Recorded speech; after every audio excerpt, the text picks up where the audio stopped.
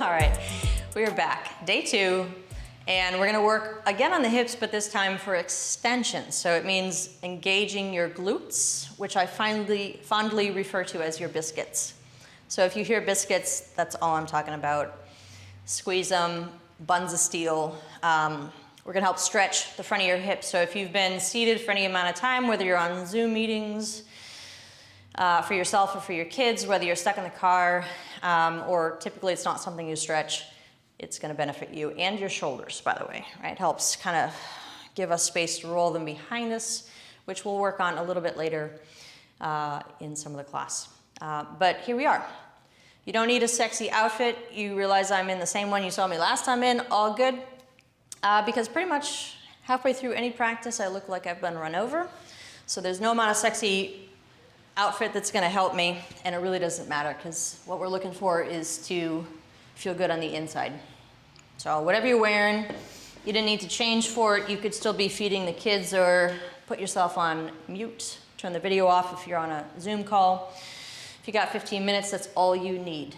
So here we go. We're gonna start today in child's pose. Take your knees nice and wide, and the tops of your feet on the mat. So toes can move towards one another. As you sit back, keep in mind that not everybody's gonna feel great doing this. So if it doesn't suit your knees or your hips for whatever reasons, just lift your biscuits, right? See, there it is. You're gonna bring your forearms down, forehead down. Go ahead and just sink into this.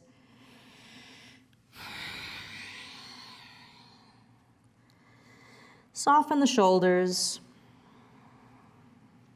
Soften your mind.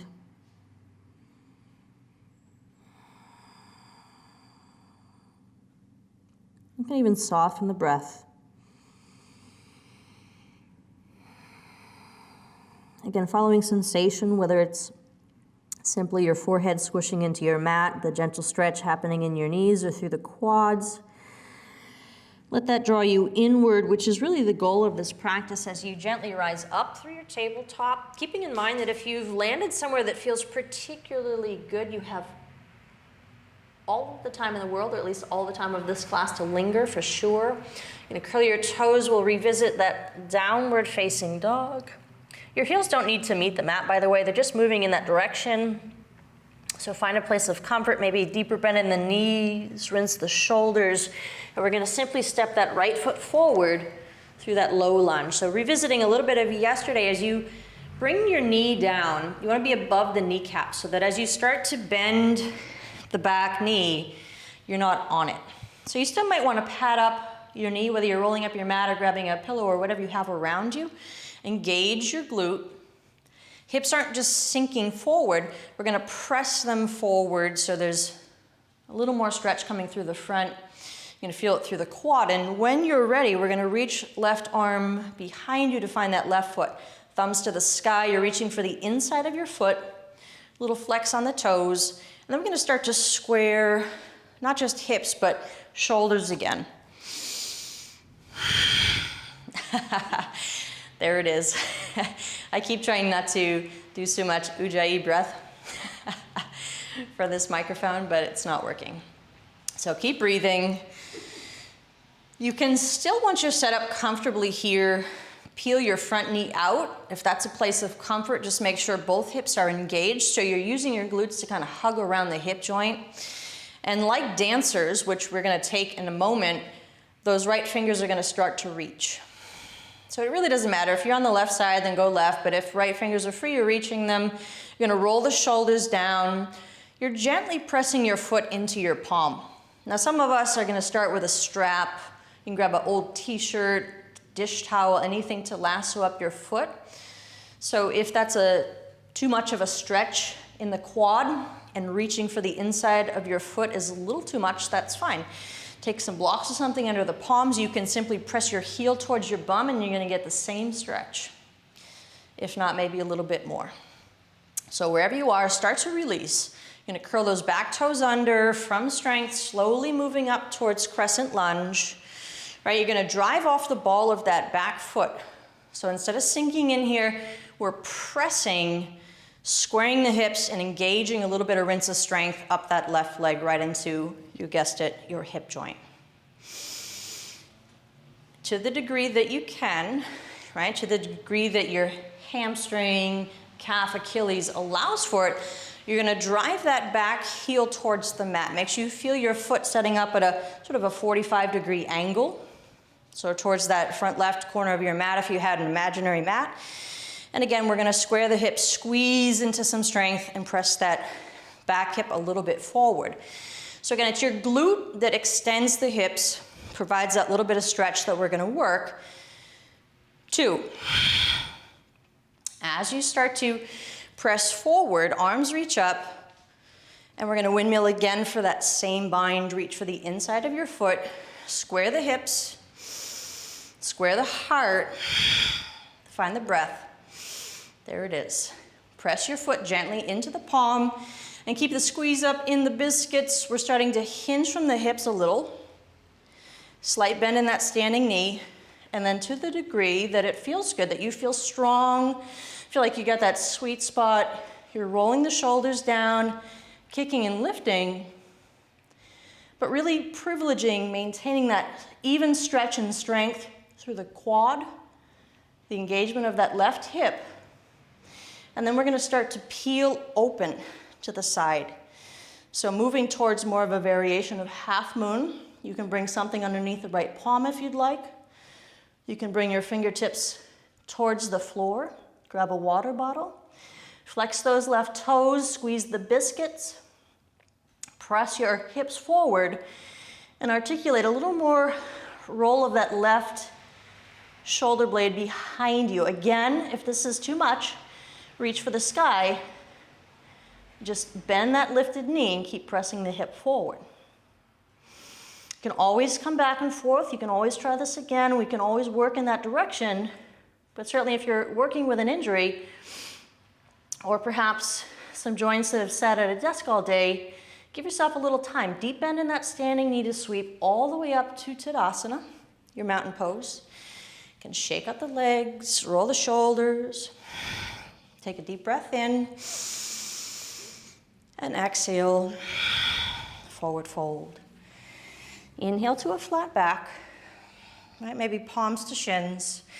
And we're gonna step the opposite foot behind you. So you're gonna come down into that low lunge, engage the hips, right? Which really means engage all of your glutes. Sink the hips a little, but we're pressing them forward. As you do that, you're gonna move on sort of above the kneecap, pat it up, take whatever you need here. Maybe take that front knee out a little to the side. That often allows a little more room. And then right hand reaches for the inside of your right foot. And maybe do a little investigation there, see if you can find it. Remember that you can always simply bend the back knee.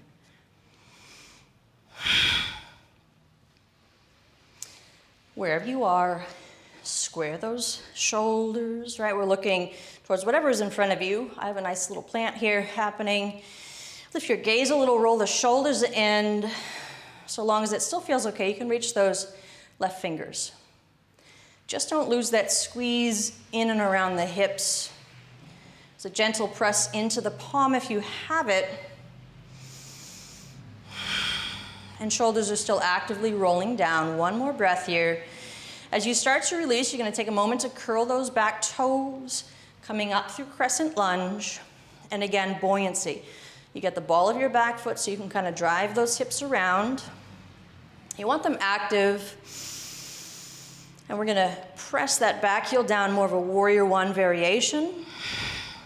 There's no measuring tool, so maybe just hands to hips. Feel the hips square, level. Again, rinse down that back leg, press the right hip a little forward, filling up to reach, and then as you exhale, we step forward, windmilling to find that same bind. It's the same pose. If you stay upright, press hips under, engage those glutes, just press your foot a little into the palm so you're maintaining that strength and stretch that you have. That's really what you want to privilege. You're going to hinge a little from the hip. Keep a slight bend in that standing knee. And then little by little, we're kind of growing into the pose. It's going to be different side to side, a little different day to day, but privileging the strength in that quad, strength in those buns of steel. One more breath. And again, we're gonna peel the hip a little open. So you might reach for a little something. Left hip presses under. Those biscuits are strong. And again, here, or you could release. Instead of taking regular half moon, right? We're just bending that top knee, pressing those hips forward, and you're gonna release. Take a long breath in, make your way all the way up to standing, and then exhale, slowly forward fold. You might linger there. When you're ready, inhale to flat back. And this time, plant the palms. As you step back to high plank, we're gonna lower your knees to meet your mat. We're gonna set up Virasana, so your hero's pose. We'll take a reclined variation. And again, to the degree that your joints and your body are okay with this, we're sitting back on the heels. Now, you could always sit on a block or a bolster. You can grab anything from your couch to kind of prop you up. So it's really what we're gonna do eventually is lift the hips. So again, we're going for this deep stretch through the quads, into the knees, and eventually want to support as you engage the glutes to stretch through hip flexors, right? So as if you're familiar with it, iliacus, quads. Palms are gonna come behind you. So you're gonna fan out the fingers, rinse a little strength through your elbows and triceps, and then engage to kind of press the hips like you would in something like bridge. Stay here, or you can work onto your forearms, but what we don't want to do is just let the hips sink. Maybe over time, but not today. We're really working on extending the hips. Want that mobility for a little later. If it feels okay, you can slowly let your gaze fall. Head might hang heavy, but keep pressing those hips. Press the tops of your feet into the mat. 3. Make sure you're breathing. 2. Tuck your chin. You can use the press of your palms, whether at the sole of your feet or at your mat, to come up a little. Place the biscuits, and then stack the spine. All you're gonna do is cross your heels, come onto your bum. Setting up for bridge, one last press. One last little extension there. And again, it's gonna come from the glutes. So you don't always have to be as engaged every time you come into this posture, but for the purpose of today, press your low back into the mat, let belly follow. Make sure your heels are underneath the knees, give or take. Everything's in line with the hips, and then we're gonna lift. First to lengthen, right? Engage the glutes, keep pressing the hips. If it feels okay, you're gonna use the elbows pressed down, use the back of your head to kind of lift a little more onto shoulders. You can wiggle them underneath you, and you can stay wherever feels comfortable. If you're reaching for the insides of your ankles, thumbs to the sky, so a little bit of leverage there if you want to stay active in the arms, you could always interlace them. But really the focus is on the hips today, so it doesn't really matter where you bring the palms. 3. Just activate them. We want to find all the bits and goodies in the body. It's a very technical term. And then slowly, as you start to lower the hips, pause.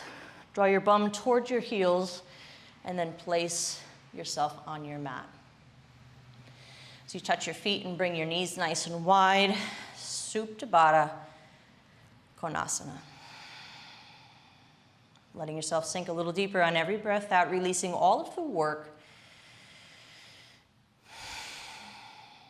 Keeping it super simple.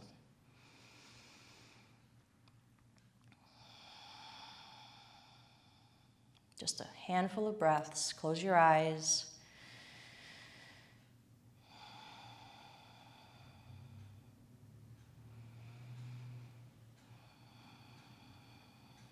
All of that work is to get right here. So you can forget about whether you bound in your half moon or even if you remember what that was. It doesn't matter. This is what you want to take with you. So you bring your knees up to the sky, maybe tuck them in, and gently rock yourself on up to seating. seated. Again, with gratitude, right? These bodies are resilient. Remember the sensation. Remember that no matter what your day has become, this always exists somewhere underneath it. Some days it's a bit of an excavation, but I know it's there. So take it with you. Be good to yourselves, and I'll see you tomorrow. Toodles.